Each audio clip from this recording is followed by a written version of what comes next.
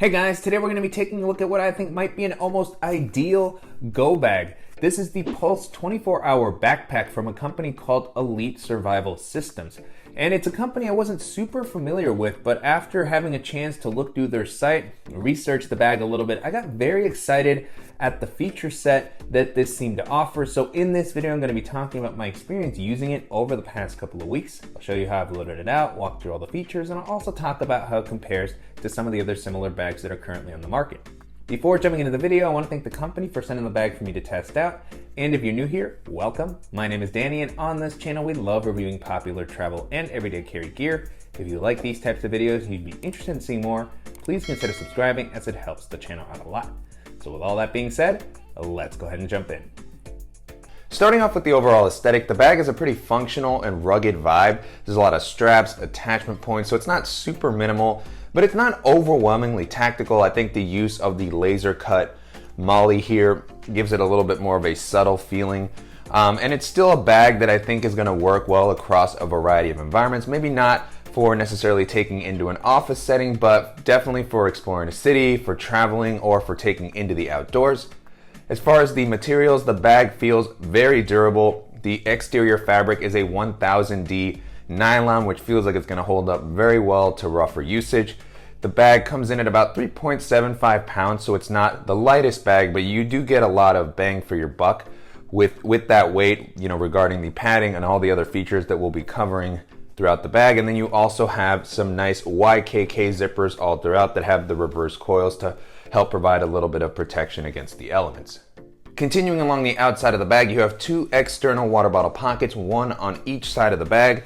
These offer a pretty decent amount of space. I was able to hold the same 20-ounce water bottle that I feature in a lot of my daily bag videos. The compartment is a little bit shallower than I would like to see. You can see that kind of goes halfway with my bottle. And then when you pack the bag out a lot, even though this has some elastic, it can start to take up some of the volume. So if you want to use a thicker bottle, you'll kind of have to keep that in mind with everything that you're packing out. But for this one, it's worked pretty well. This could also be a good spot to hold something like a tripod. You have compression straps on both sides of the bag as well. And I like that they have these clips to allow you to fully release them and really easily attach any sort of item. And then, these have a pretty long length. So it's nice that there's some strap management included with the straps here. You have these little Velcro loops to help keep the bag a little bit tidier. And then you also have some MOLLE webbing, so you can clip things on with a carabiner or use third-party pouches that attach to MOLLE compatible systems. So lots of functionality just on the sides of the bag. And then on the front of the bag, as I mentioned a little bit earlier, you have the laser cut PALS webbing. So this is also going to allow you to attach accessories or pouches if you want a little bit more flexibility. Then you have a few Velcro areas where you can customize the bag with patches if you would like. And then at the top of the bag is one of the most interesting features. I really love this. I hadn't seen this in any other bag. So the handle is actually a paracord bracelet that you can remove.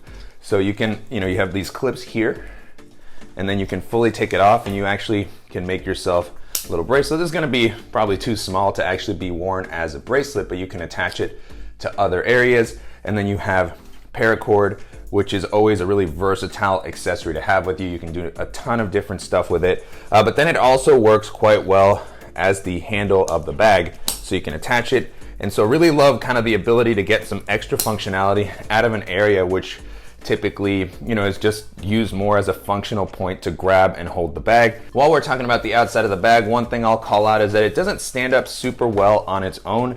The bottom is a little bit slanted and you have the frame sheet that comes all the way down, so it creates this sort of tipping sort of tendency, which is not uncommon with these style of bags. So just something that I wanted to call out. And then I like that the compartments have drainage holes. So if you happen to get some moisture on the inside, or maybe for cleaning, it's gonna be able to drain, dry out. So just functionality all around. And then moving into the capacity, based on the dimensions provided on the company site, the bag comes in at about 25 to 27 liters, which is a really versatile size in my opinion. I was able to hold all the items that I normally like to carry with me, and I still had a little bit of leftover space without the bag feeling overwhelmingly tall or big. It can tend to stick out a little bit and feel bulkier once you fill up all of the compartments that the bag has, as they all have a good amount of volume. It can start to stick out, but it never felt so overwhelmingly kind of bulky that it would be uncomfortable to use on public transit or for walking around a crowded city. Taking a look at the straps and the back paneling, so far the bag has been really comfortable to wear. I like how the straps have been implemented here. You have plenty of padding, and on the inside there's a nice breathable mesh to help prevent moisture from building up. The straps also have a good width to help prevent the bag from digging into my shoulders. And then you have some attachment points and webbing on the straps, some D-rings, so good spots to hold additional accessories. And then you have an adjustable and removable sternum strap to help distribute the weight. At the bottom of the straps, you also have some quick release buckles. So if you want to take the bag off quickly without having to readjust the weight, or this is something that I've also used in the past to attach to a table leg or to a pole when I'm placing the bag down to just give me a little bit more peace of mind while I'm sitting. Moving into the back paneling, this has also been really comfortable. This is the type of back panel that I'm typically a big fan of. So you have some really comfortable padding that's well distributed all throughout the back. And then it has the same mesh that we saw on the straps to provide a nice amount of breathability. It's got some ridges, and then you have this really deep air channel here to provide you with plenty of ventilation and airflow while you're walking around throughout the day. Last thing I'll mention while we're on the back paneling, down at the bottom you have some attachment points for an included waist belt if you want to wear this to help stabilize the pack, as it can get a little bit larger when it's packed out. This can kind of help hold it in place. I'm typically not a big fan of this style of waist belt as it doesn't have a ton of padding. It's not really meant to help alleviate the weight from your shoulders necessarily. So I like that it's fully removable, but if this is a type of accessory that you like to use, it's great that it's actually included with the bag. Jumping into the organizational options, the bag has a nice variety of pockets all throughout. Starting off on the front here, you have a simple quick access pocket, which is going to be a good spot for smaller items that you might grab more regularly during the day. So in my case, I have my AirPods in here, and then I also have my Apple Magic Mouse. The inside of this pocket has a nice soft lining, so it's also going to be a great spot to store your sunglasses, particularly if you don't typically carry them in a case. Below that, you have a larger admin type compartment that has some nice internal organization. It opens up pretty wide too, so you have a lot of visibility into all the different things that you have in the pocket. And so the pocket itself has a pretty decent amount of volume, even for both your accessories. I can just kind of place that in there. It comes up if needed. And so I actually ended up placing my sunglasses in here, as I like to carry them with the case. But besides that, you have a nice zippered mesh compartment on the flap, which is a little bit larger, so great for any items that you don't want floating around. I have a deck of playing cards there, and then I also have a little Leatherman multi-tool, and I have this spork and fork carabiner that I've been testing out recently, which I like to toss into my bags. And then I also have a little flashlight. And then on the back of this compartment, you have some slip pockets here. These are elastic mesh slip pockets. I like the elasticity as it kind of helps hold the items in place and gives you some flexibility with what you can store. So I have the tin with some band-aids and ointments that I always have. I have a lightning cable to pair with my tablet or my phone, or an external battery. Behind that, you have some more slip pockets that don't have the elasticity, but still have a pretty good height. So if you have something a little bit taller, you'll be able to store it here. You'll have to kind of pick and choose which compartments you want to use sometimes, because they sort of share space, so you can't put too bulkier items here. But on the one here on the left, I was able to place the Peak Design mobile tripod that I've been using a lot recently. And then on the back, you have a larger, taller, simple slip pocket, which is going to be another great spot for flatter accessories or taller accessories, notebooks, maybe a Kindle. In my case, I actually just use this to store a portable battery that I like to have with me. And then I also have some dude wipes that I've been tossing into my bag as of late. Always nice to have. And then I have a lanyard with a plastic clip that's going to be a good spot to attach your keys or a multi-tool.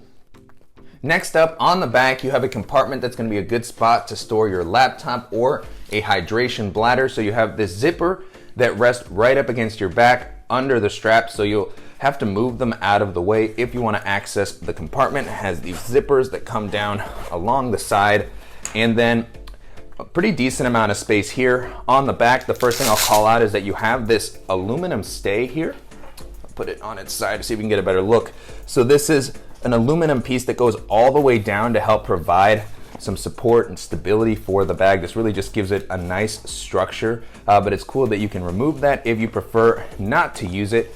And then at the top, you have this little loop and clip, which is going to be a good spot to hold your hydration bladder nozzle. It also has a pass-through that comes up near the top, so it's compatible if you want to use this for hiking so that you can stay hydrated on the go. But then if you wanted to use this as a tech bag, it also has a padded sleeve for your laptop, which is also suspended off the bottom of the ground. So really nice to see. You have this elastic strap here, which is going to help keep your device in place. The sleeve has a good amount of padding. I currently have my 13-inch MacBook Air in here, but you could probably fit a 15 or 16-inch laptop comfortably, given how much space is left over here at the top. So pulling my device out. Now with the compartment empty, you can get a better look at the inside. No sort of fleece lining or anything like that, but it does come up a decent amount. So if you happen to have a thicker device, it should be able to fit in there comfortably. Or again, if you want to use it to hold a hydration bladder, it could fit in there as well. But if you're using it as a tech bag with the amount of padding that's provided here and the fact that it's suspended and that you have the aluminum stay, it really feels like my device is going to be well protected while I'm going about my day-to-day. And then moving into what I guess I would call the primary storage areas of the bag, you have one compartment here that has a pretty wide opening, basically clamshell style, not quite, but it goes pretty far down so you can really get full visibility into anything that you might be storing in here. First up on the lid, you have another mesh zippered compartment. So really just pockets sprinkled all throughout the bag. In my case here, I just have a simple field notes notebook, but this can be a good spot for EDC items, cables, dongles. And then at the top, I just have a few things just sort of resting here that I grab a little bit more regularly. I have my Tom Bin Ghost Roll pouch that has some smaller accessories. I have a GoPro, a headlamp, which I've been starting to carry a little bit more. I like that they've included this sort of Velcro loop here, which you can use to hold accessories. In my case, I had actually attached the headlamp just so that it wasn't floating around. And then I also have my Apple AirPods Max resting in here. They fit really comfortably down near the bottom, so whenever I need to grab them, I can just reach in easily. And so pretty simple layout here. This is going to be a great spot for pouches, or if you have larger items like a jacket or gloves or a hat that you're grabbing regularly, this might be a good spot to place it. At the top, you have a little clip, which is going to be a good spot to attach additional accessories. And then you have some webbing along the side, which might be good for holding more EDC type items. So in my case, I actually just placed a pen here. This is the Ridge Bolt Action pen, one of my favorite pens and fidget toys because of this bolt action mechanism. But then, if you have flashlights, thinner pocket knives, this is an elastic webbing, so it is a little limited in what you can place here. If you have something super thick, it's probably not going to be able to fit, but for thinner, simpler items that you want to attach here or something with a clip, you can do so, and then you have easy access to it when needed. And then the last area we're going to be taking a look at is kind of the largest storage compartment on the bag. This does have a full clamshell style opening, but you can also use it as a top loader if you don't really want to open it all the way. You just want to reach in and grab what you need. When you have the compression straps in, it will prevent the zippers from kind of going all the way down. If you want to get into the bag all the way, you do have to release these buckles so that the zipper can come all the way down. But then you have, a really nice clamshell opening. I'm always a fan of this style of bag, as I've mentioned in many videos, because it just makes it very easy to load the bag out, particularly with the modular style of packing that I like to use. And so lots of flexibility here, plenty of space even for some larger accessories. Jumping into what I currently have here at the top, I have my DJI Mavic Mini with its hard shell case. And then I also have a packable rain jacket. Down below that, I have a GoRuck shadow pocket that has some bulkier items that I don't always have with me, but when I have a little bit of extra space, I like to toss them in. And then I have the Evergoods Civic Access pouch, which is one of my go-to tech pouches for working remotely in particular. And then the last thing that I have here is my Levitate portable standing desk. Now with the compartment empty, you can get a better look at the inside. On the back of this compartment, you have some compression straps. So this is going to work well if you want to use this maybe as a minimal travel bag. You could toss in a packing cube, a DOP kit, maybe an extra pair of shoes, and use this for a weekend trip. On the back of the compartment, you also have an additional slip pocket, which is going to be a nice kind of separator if you want to toss in some of your shoes and keep them separate from everything else, or just, to separate some documents. I've also seen videos of the bag being used to hold maybe some rifles that have a collapsible stock, or hunting type gear. So lots of flexibility and functionality provided here. And then if you don't want to use it, you can just kind of stay out of the way. At the top, you have another loop. So this could be an additional pocket where you could store your hydration bladder in this slip pocket if you prefer to use your hydration bladder here. Keep your laptop separate. So really like kind of the ability to choose how you lay everything out. And then on the lid of this compartment, you have one more mesh zippered compartment. Again, tons of flexibility. I really like the amount of space and volume that's offered in these pockets, so it makes them really functional. And this one, I just tossed in this little manicure set that I keep with me when I'm traveling or on my day-to-day, but another great spot for EDC items, tech, medicine. So really love the layout in this main area and throughout the rest of the bag. Just a ton of functionality, so many ways to organize and configure your setup. Very durable, and if you're looking for a super functional, flexible bag that's going to offer tons of comfort and is going to work well in pretty much any environment, this is going to be a fantastic bag to check out. And so to wrap up, it's been a great experience testing out the Pulse 24-hour backpack over the past couple of weeks. You can currently purchase this on the company site for about $175, which is definitely a bit of an investment, but I think it's a pretty reasonable price considering the features and build quality that it has to offer, and it also compares well to other similar bags in this price range. And so as I was testing this out, the first bag that this made me think of is the 511 LV18, which we looked at a little while back, and that was a very versatile and rugged kind of get home style bag. It has some really interesting concealed carry functionality, great organizational layout, solid build quality. It's got a little bit more of a subdued aesthetic. This one's still got kind of a tactical vibe. That one, it's a little more gray man in my opinion. It's also a little bit bigger, so it's gonna give you some extra capacity, but a very rugged bag, nice kind of similar feature set to this. And if you're looking for this style of bag with a more subdued look, that's gonna be a great option to take a look at. The next bag this made me think of is the Mystery Ranch Urban Assault Pack, which is a really versatile bag that can work for EDC or minimal travel. Comes in at 24 liters. It has Mystery Ranch's tri-zip opening, so it gives you quick access to all areas of the bag. It has a much simpler layout than this bag here. It does have some organization all throughout, external water bottle pockets, a separate and well-padded laptop compartment, but just not all the same sort of organizational slots and pockets for everything that you might want to carry with you. So much simpler. It can hold a lot of stuff at 24 liters. Mystery Ranch has some of the most comfortable harness systems on the market. It's very well built, similar price point. So if you're looking for a bag for under $200, it's going to give you plenty of space, and that's going to be just a little bit simpler than this one here. That's going to be a fantastic option to consider. The next bag this made me think of is the Evergood CPL24, which is a really versatile and durable pack that has a clamshell style opening, a really excellent pocket layout. It's a little simpler than this one, but it still has a nice variety of pockets that are very easy to use. It's got a very minimal and subdued aesthetic, but it still is a crossover pack, so it's gonna work well in the outdoors. It has a really nice kind of hydration pass-through laptop compartment, very comfortable harness system that was recently updated to be a little bit more breathable. This bag is going to be a little bit cheaper than that one, but if you're looking for something durable, spacious, and that's going to give you that minimalist aesthetic that's going to be, really great in any environment, then that's going to be a solid option to consider. And then the last option that I'll mention here is the GoRuck GR2, the 26-liter version in particular.